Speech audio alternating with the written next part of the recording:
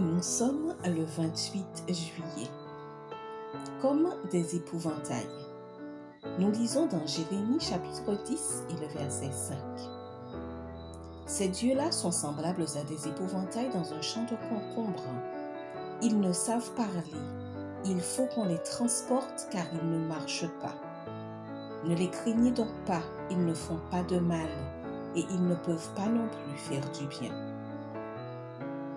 Avez-vous déjà lu votre horoscope?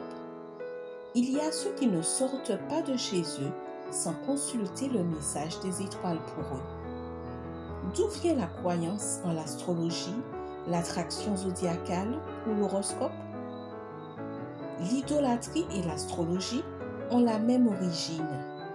Les gens faisaient des figures à partir de ce qu'ils voyaient autour d'eux et en ont fait des dieux.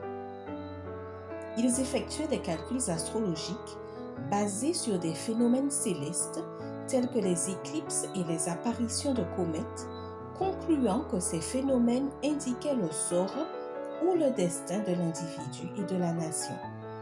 Ils vénéraient ces phénomènes par crainte d'être punis et dans l'espoir qu'ils leur rendent service. Jérémie leur a rappelé que de tels dieux n'avaient pas le pouvoir d'aider ou de nuire. Ils étaient inertes, comme les épouvantails placés dans les champs pour effrayer les oiseaux.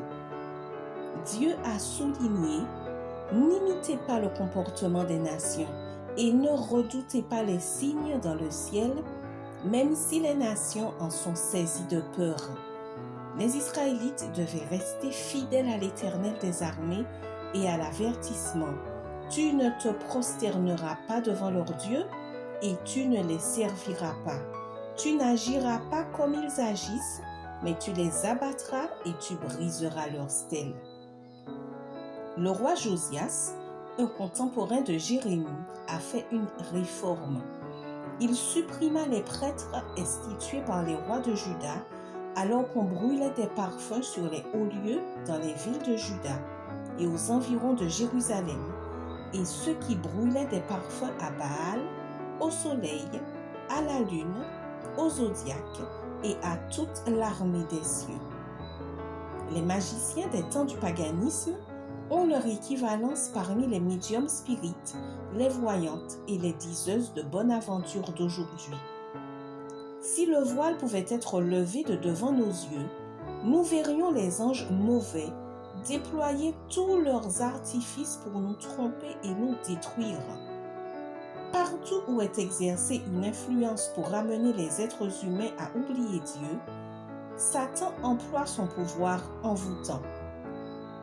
Quand nous cédons à son influence, nous n'avons pas conscience que l'esprit est désorienté et que l'âme est polluée. Parlez directement au Créateur des étoiles et des planètes et faites l'expérience de sa puissance. Bonne journée et que Dieu te bénisse.